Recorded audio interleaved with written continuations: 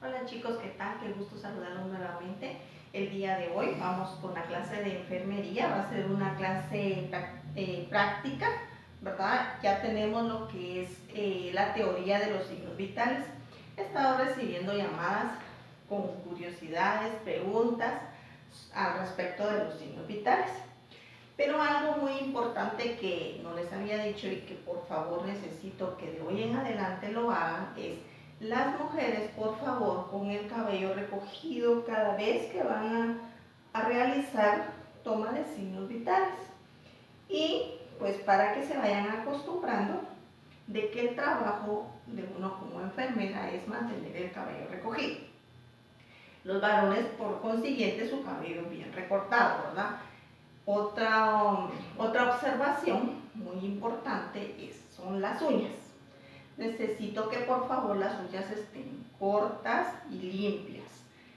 Cuando ya estemos aquí en clase, pues yo voy a revisar y todo eso va a tener puntos. Necesito que cuando ya entren a su clase, pues todas las chicas vengan con su cabello recogido. Voy a estar revisando las uñas que estén cortas, sin esmalte, ¿verdad? Porque es muy importante para guardar la higiene. También voy a explicarles, tengo aquí una tabla, no sé si se ve bien, pero de todos modos yo les voy a ir dando los números para que los anoten. Estos son parámetros que generalmente se trabajan en el neonato, que es el recién nacido, un aproximado de los 6 meses, 2 años en la adolescencia y en los adultos.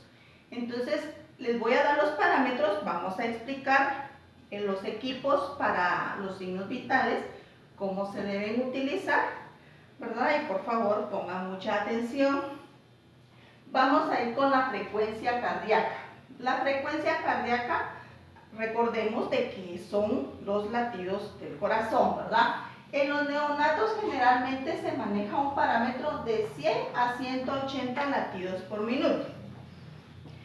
Gracias. De 100 a 180 latidos por minuto. Alrededor de los 6 meses, puede ser 6, 7, 8 meses, hasta un año, de 100 a 160 latidos por minuto.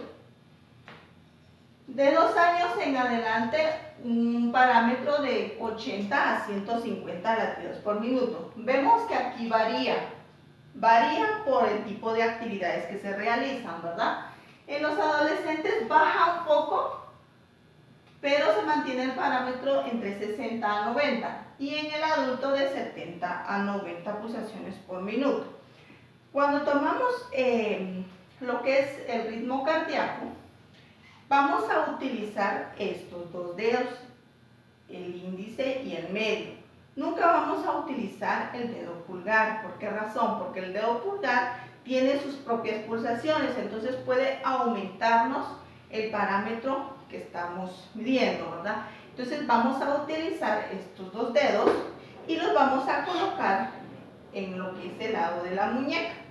Aquí pasa una arteria principal, ¿verdad? Y podemos sentir perfectamente las pulsaciones. Nosotros como enfermeros es importante que siempre carguemos un reloj de agujas, que es el que nos va a ayudar, ¿verdad? Para que podamos contar el tiempo y contar los latidos.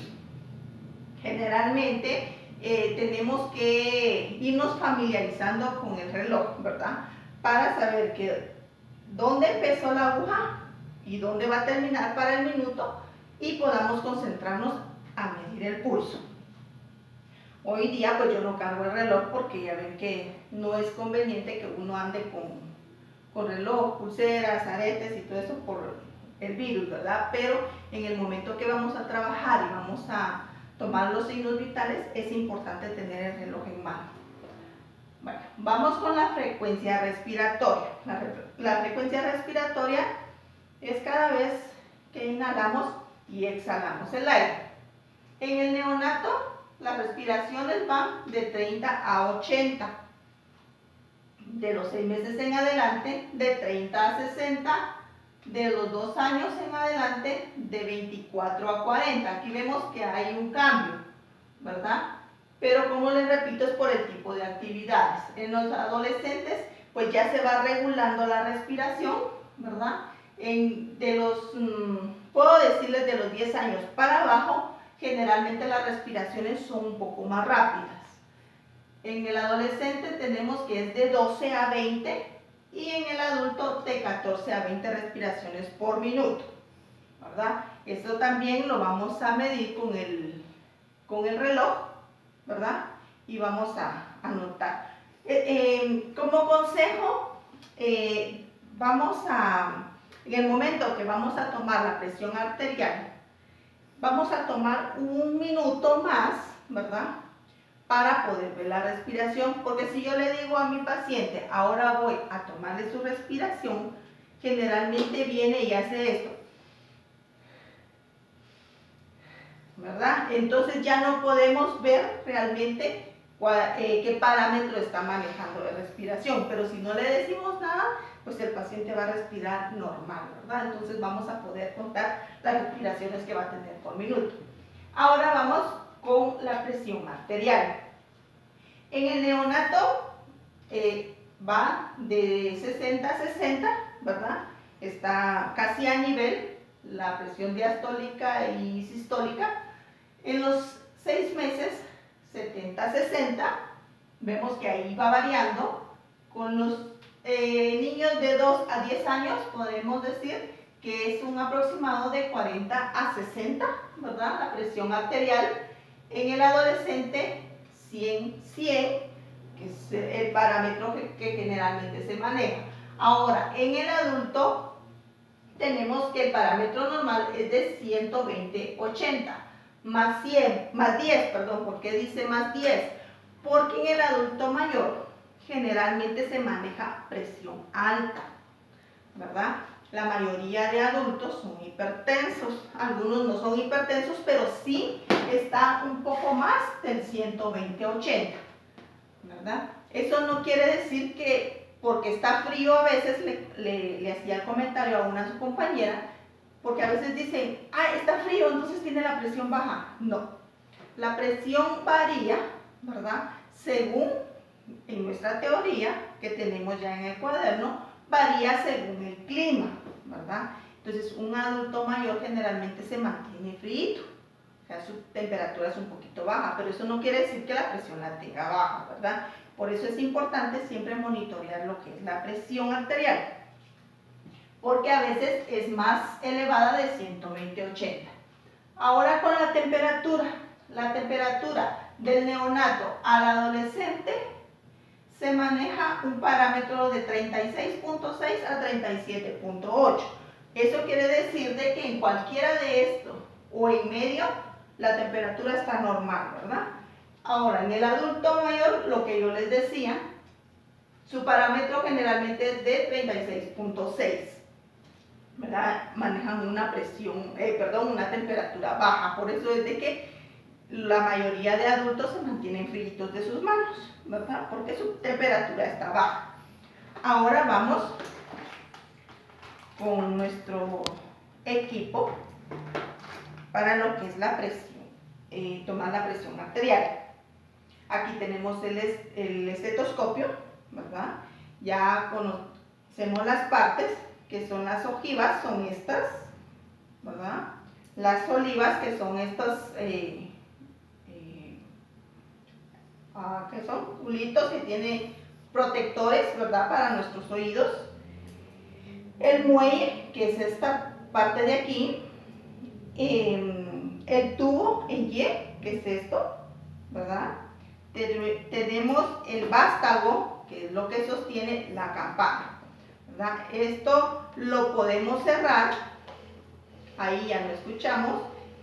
A veces nos ponemos el estetoscopio y pues no escuchamos nada, tocamos la campana y no escuchamos nada. Y pensamos de que porque no sirve, y no es eso. Tenemos que girar la campana porque esta trae un seguro.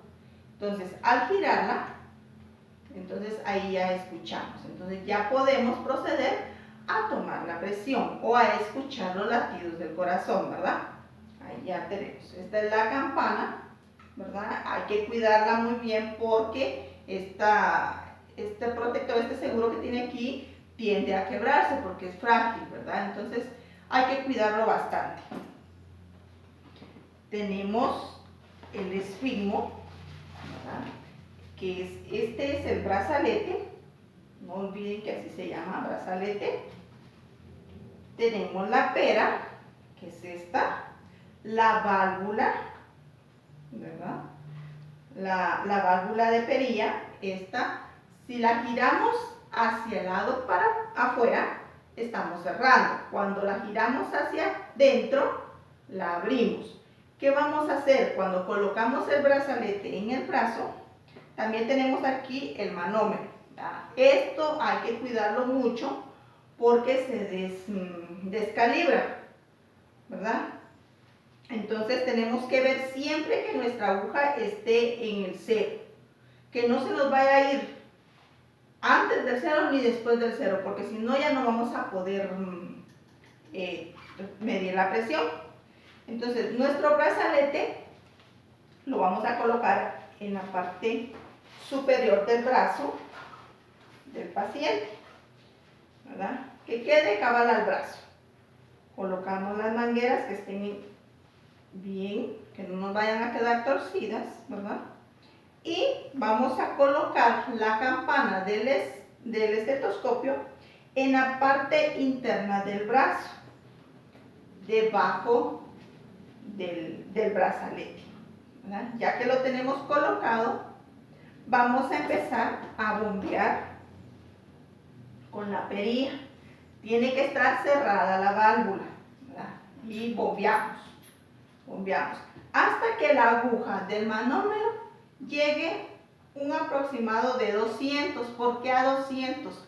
Porque si es un adulto mayor, ¿verdad? Como les decía, a veces manejan parámetros de presión alta, ¿verdad? Entonces necesitamos que la aguja llegue casi al 200 para que cuando empecemos a sacar el aire podamos escuchar muy bien en qué nivel empieza a palpitar el corazón. Bueno, ya llegamos a 200. Entonces, bombeamos, ¿verdad? Va la aguja hasta el 200. Ahí abrimos nuestra válvula despacio y va a llegar un momento en que la aguja empieza como que a regresar, ¿verdad? Empieza a palpitar la aguja y nosotros empezamos a escuchar en el estetoscopio, por ejemplo, en este caso, ahí ya está palpitando, me empezó a palpitar en el 110, ¿verdad? Ahí va la aguja palpitando y va para abajo. Yo estoy escuchando en mi estetoscopio, ¿verdad? Y cada vez va a ir descendiendo el sonido y la aguja se va a tornar un poquito más lenta, ¿verdad? Cuando nosotros dejamos de escuchar el latido o el bombeo, ¿verdad?, del corazón, entonces la aguja va a dejar de palpitar y ya se va a venir hacia abajo sin, valga la redundancia, sin palpitar, ¿verdad? Entonces, hasta donde nosotros dejamos de escuchar y ver que la aguja deja de palpitar, hasta ahí está nuestro parámetro de presión. En este caso, dejó de palpitar en 70. ¿Qué significa? Que mi presión ahorita está en 110/70, ¿verdad? La mañana está un poquito fría. En lo personal, mi presión siempre ha sido baja, ¿verdad? Entonces estoy en un parámetro normal. Aquí estamos 110 en el adolescente y en el adulto 120/80. Entonces mi parámetro está en medio, está de 110 a 70. Entonces eso significa que tengo una buena presión todavía, ¿verdad? No estoy tan viejita. Entonces eso significa que hay una buena presión, ¿verdad? Es importante que practiquen la toma de signos vitales. Ahora vamos con la temperatura.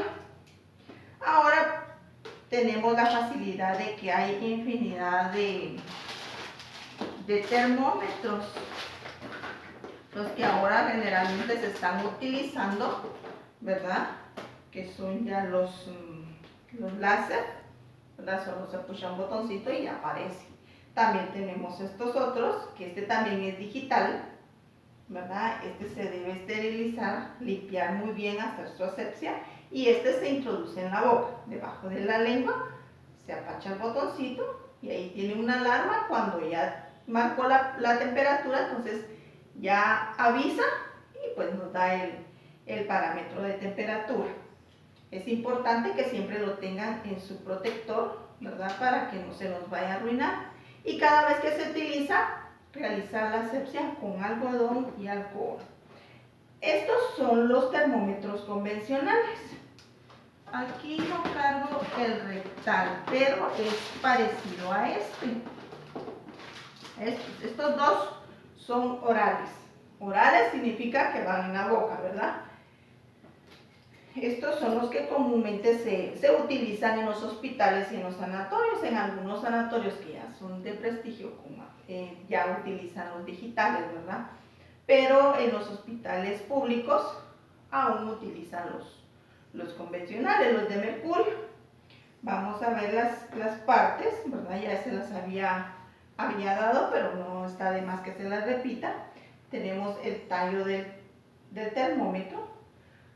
En el centro se ve algo brillante como espejito y es el mercurio. Eso debemos cuidar porque estos termómetros son de vidrio. Tenemos el bulbo, que es la punta, ¿verdad?